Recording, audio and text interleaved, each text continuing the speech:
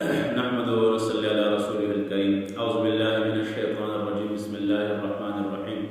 قال سبحانہ وتعالی انما یخشى اللہ من عباده العلماء وقال علیہ الصلاة والسلام العلماء ورثۃ الانبیاء او کما قال علیہ الصلاة والسلام۔ علماء اللہ فرماتے ہیں بندوں میں سے جو مجھ سے زیادہ ڈرنے والے ہیں وہ علماء کرام ہیں، اور میرے نبی نے فرمایا کہ العلماء ورثۃ الانبیاء، علماء انبیاء علیہ السلام کے وارث ہیں۔ تو علماء کی وجہ سے جس شعبے میں علماء ہوں گے، علماء حق، وہ شعبہ چاہے گھر کا ہو، چاہے وہ بزنس کا ہو، چاہے وہ مسجد کا ہو، چاہے وہ محلہ ہو، چاہے وہ ایک بڑا ادارہ ہو، چاہے وہ ایک قوم ہو، ایک ملک ہو، وہ انشاءاللہ وہ صحیح چلے گا۔ اور جس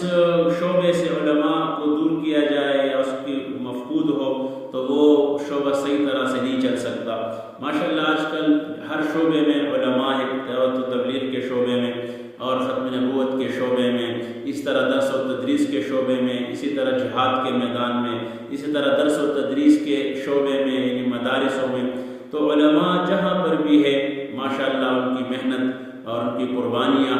اور ان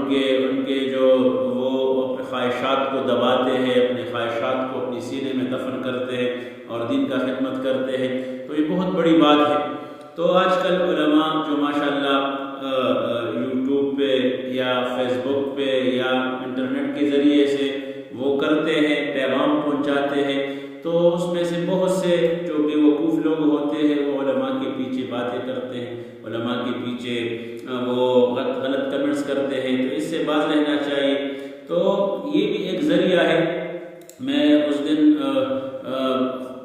سو رہا تھا، رات کو مولانا مفتی طارق مسعود صاحب کے ساتھ خواب میں ملاقات ہوئی، تو وہ تو ایسے بھی ہنسمکھ انسان ہے، تو میں نے اس کو کہا کہ خواب میں کہ دیکھو حشر کا میدان قائم ہو چکا ہے اور اللہ فرماتے ہیں کہ دیکھو جو یوٹیوب والے علماء ہیں یہ اس طرف ہو جائے اور جو فیس بک والے علماء ہیں اس طرف ہو جائے۔ تو یہ مفتی صاحب نے مجھے خواب میں کہا کہ پھر کیا ہوا؟ تو پھر میں نے ان کو کہا کیا ہوا کہ پھر الگ ہو گئے اور دوسرے الگ ہو گئے، اور پھر مجھے کہنے لگے کہ اچھا آپ جو کام کرتے ہیں فیس بک یا یوٹیوب پہ تو اس کو پکڑ رہو، اس کو کرتے رہو، یعنی اپنے پیغام کو پہنچاتے رہو، شاید اللہ پاک یہ ہمارا وہ بخشش کا سامان بنا دے۔ تو یہ جو کرتے ہیں علماء کرام فیس بک پہ یوٹیوب پہ اپنا پیغام پہنچاتے ہیں، تو مثبت آپ کو پہنچائے تو آپ اس کو صحیح کمنٹ دے دیں، نہیں لکھ سکتے تو غلط کمنٹ بھی نہ کرو۔ جیسے میں نے عرض کیا علماء ہمارے سروں کی تاج ہیں، علماء اس امت کے محسن ہیں، علماء اس امت کے شہزادے ہیں۔ علماء کی خدمت کرو، عالم بنو یا طالب علم بنو یا ان کا خادم بنو یا ان کے ساتھ محبت کرنے والا بنو، پانچواں نہ بنو ورنہ ہلاک ہو جاؤ گے۔ تو آج کتنے لوگ ہیں جو علماء کے پیچھے بکواس کرتے ہیں، علماء کے پیچھے بکتے ہیں، علماء کے